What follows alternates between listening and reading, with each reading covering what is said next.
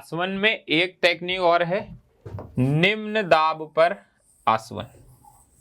देखो निम्न, हमने आसवन पढ़ा, प्रभाजी आसवन पढ़ा, अब है निम्न दाब पर आसवन। देखो हमें एक चीज पता है कि क्वथनांक क्या होता है। वह ताप जिस पर द्रव की वाष्प का दाब बाह्य दाब के बराबर हो जाए।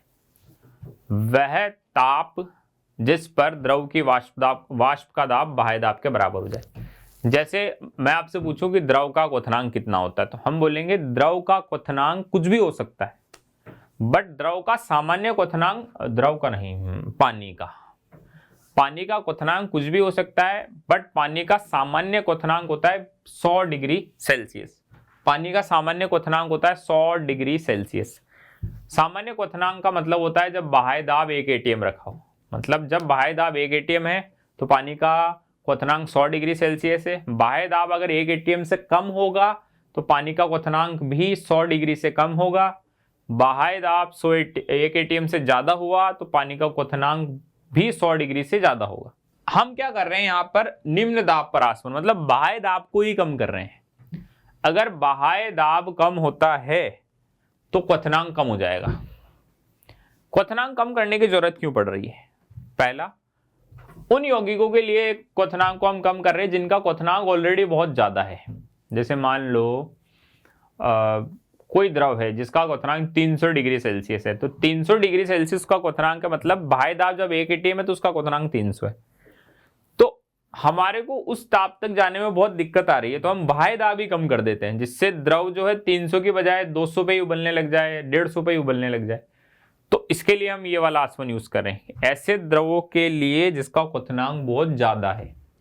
या फिर हम निम्न दाब पर आसवन यूज करते हैं उन द्रवों के लिए जो क्वथनांक से पहले ही टूट जाते हैं, मतलब कि हम उनको उबालना चाह रहे हैं, तो 300 डिग्री किसी का क्वथनांक है, 300 डिग्री ताप किया और 250 पे ही वो विघटित हो गया, है ना, मतलब टूट के कोई और दूसरे यौगिकों में बदल गया, तो वहां पर भी हम निम्न दाब पर आसवन यूज करते हैं। तो निम्न दाब पर आसवन कब कब यूज होता है? जब क्वथनांक बहुत ज्यादा हो किसी द्रव का तब, या फिर जो अपने क्वथनांक से पहले ही टूट जाता है, विघटित हो जाता है, तब। तो इसमें लिखा है यह विधि उन द्रवों के लिए प्रयुक्त की जाती है जिनको क्वथनांक अति उच्च होते हैं अथवा जो अपने क्वथनांक या उससे कम ताप पर अपघटित हो जाते हैं। ऐसे द्रवों को पृष्ठ पर कम दाब करके उनके क्वथनांक से कम ताप पर उबाला जाता है। कोई द्रव उस ताप पर उबलता है जिस पर उसका वाष्प दाब बाह्य दाब के समान होता है, ये तो मैंने आपको बताया। दाब कम करने के लिए कुछ चीजों का यूज करते हैं, ठीक है।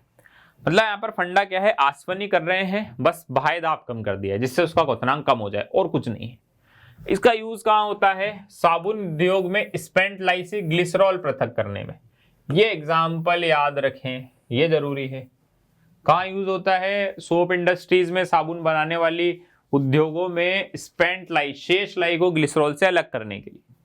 इसका देखो एपरेटस कुछ ऐसा है, यहाँ पे हमने कुछ रोधनी कुछ लगा रखा है, मतलब अगर मान लो यहाँ पर दाब बहुत कम ज्यादा हो जाए तो यहाँ पे गैस को निकाल के दाब को सेटल कर सकते हैं। यहाँ पे हमने निर्वात पंप लगा रखा है, मतलब वैक्यूम, कि यहाँ पर जो गैस उसको खींचो, यहाँ पर इस गैस को खींचोगे तो अंदर गैस कम हो जाएगी, मतलब दाब कम होगा।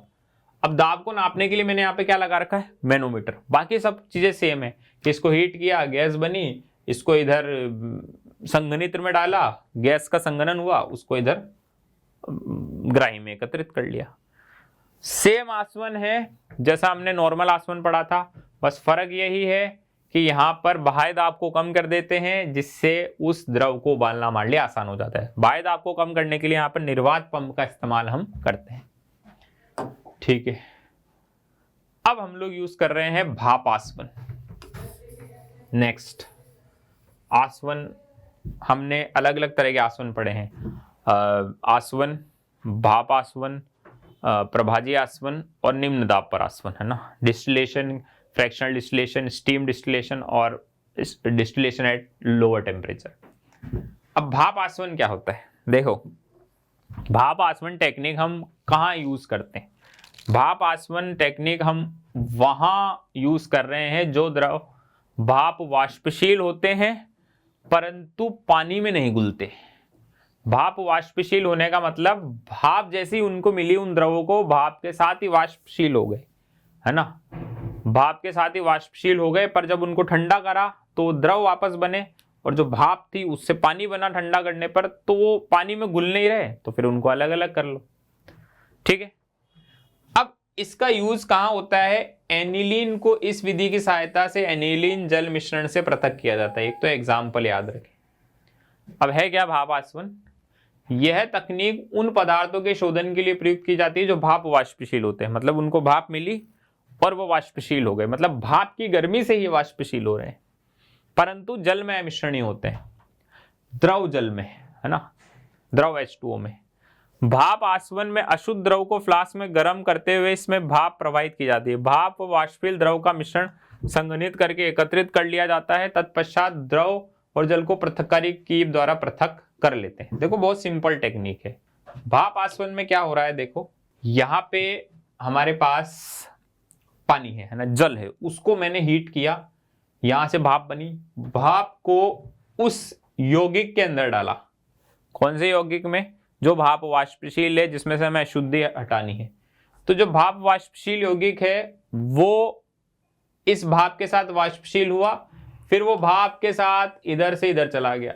अब यहाँ पर जल है, चारों तरफ ठंडा पानी, तो संघनित्र में ये गया, तो यहां से इसका संघनन हो गया, तो इधर आ गया। अब ये पानी बन चुका है, द्रव जल, और जो पदार्थ है वो भी द्रव बन गया क्योंकि संघनित्र में से गुजरा। अब ये जल में मिल नहीं रहा, तो देखो जल की परत अलग बनी है, उस पदार्थ की परत अलग बनी है, तो दोनों की परत अलग अलग है, तो इन दोनों को आसानी से हम क्या कर लेंगे, अलग कर लेंगे। तो भाप आसवन टेक्निक तब यूज की जाती है जब जो पदार्थ है जिसे हमें प्राप्त करना है वो भाप वाष्पशील हो परंतु जल में नहीं घुलता है। ठीक, तो ये टेक्निक हो गई भाप आसवन। अब यहाँ पे भी लिखा हुआ भाप आसवन में कार्बनिक द्रव का दाब, इसका दाब, ठीक, इससे कोई उतना खास फर्क नहीं पड़ रहा है ना। हाँ, एक चीज ये याद रख सकते हो कि वो 100 डिग्री से कम पे ही उबल जाएगा। चलिए नेक्स्ट हम बात करते हैं विभेदी निष्कर्षण। देखो हमने अभी तक क्या पढ़ा है? अभी तक हमने सबसे पहले पढ़ा ऊर्ध्वपातन, फिर पढ़ा क्रिस्टलन, ये होता है ठोसों के लिए, है ना। फिर हमने पढ़ा आसवन की अलग अलग विधि, जैसे आसवन, भाप आसवन, प्रभाजी आसवन, कम दाब पर आसवन, ये सब था द्रवों के लिए। अब यहां पर है हमारे पास डिफरेंशियल एक्सट्रैक्शन, विभेदी निष्कर्षण। पहले लिखा हुआ क्या उसको पढ़ते हैं। इस विधि की सहायता से कार्बनिक यौगिक को उसके जलीय विलयन में से एक कार्बनिक विलायक द्वारा निष्कर्षित किया जाता है, जिसमें कार्बनिक यौगिक की विलयता जल की अपेक्षा अधिक होती है। जलीय विलयन और कार्बनिक विलायक अमिश्रणीय होते हैं ताकि वो दो परत बना सके जिससे पृथक्कारी कीप द्वारा पृथक किया जा सके। तत्पश्चात यौगिक के विलयन में से कार्बनिक विलायक को आसवन द्वारा दूर करके शुद्ध यौगिक प्राप्त कर लिया जाता है। यहां तक पढ़ दिया है मैंने। देखो ये क्या कहना चाह रहा है, ये ऐसा कहना चाह रहा है कि भाई जो हमारा कार्बनिक यौगिक है वो यहां पर जल में मिला हुआ है, ये रहा जलीय परत में कार्बनिक यौगिक, जल के अंदर हमारा कार्बनिक यौगिक मिला हुआ है। देखो आपने ऐसा सुना होगा, लाइक डिसॉल्व लाइक, समान समान को बोलता है। कार्बनिक यौगिक कार्बनिक विलायकों में ज्यादा घुलते हैं और जो ध्रुवीय यौगिक है वो पानी में ज्यादा घुलते हैं। तो अब मैंने ऊपर से क्या डाला, कार्बनिक विलायक डाला कोई, है ना, कार्बनिक विलायक डाला, विलायक की परत, ये कार्बनिक विलायक है, और यहाँ पर पानी में घुला हुआ कार्बनिक यौगिक है जो कि पानी में ढंग से घुला हुआ भी नहीं। फिर उसको शेक किया, है ना, हिलाया इसको, तो यहां से जल तो अलग हो गया और जो कार्बनिक यौगिक था वो जल में घुलना पसंद नहीं कर रहा, उसकी विलयता कार्बनिक विलायक में ज्यादा है, तो वो यौगिक कार्बनिक यौगिक जिसे हमें प्राप्त करना है वो कार्बनिक विलायक में आ गया। अब नीचे जल की परत अलग बन गई, तो उसको तो यहां से इसको खोल के जल को अलग कर लिया। अब जो कार्बनिक यौगिक है जो कार्बनिक विलायक में घुला हुआ है, इसमें से कार्बनिक यौगिक अलग करने के लिए हम कौन सी टेक्निक यूज कर सकते हैं, आसवन। तो वही इधर लिखा हुआ है कि इस विधि की सहायता से कार्बनिक यौगिक को उसके जलीय विलयन में से कार्बनिक विलायक द्वारा निष्कर्षित किया जाता है, जिसमें कार्बनिक यौगिक की विलयता जल की अपेक्षा अधिक होती है, मतलब कार्बनिक यौगिक की उस कार्बनिक विलायक में विलयता अधिक है। विभेदी निष्कर्षण एक पृथक्कारी कीप में किया जाता है, जैसा चित्र 6 में दर्शाया गया। कार्बनिक विलायक में यौगिक की विलयता अल्प होने की दिशा में विलायक को काफी मात्रा की आवश्यकता पड़ेगी।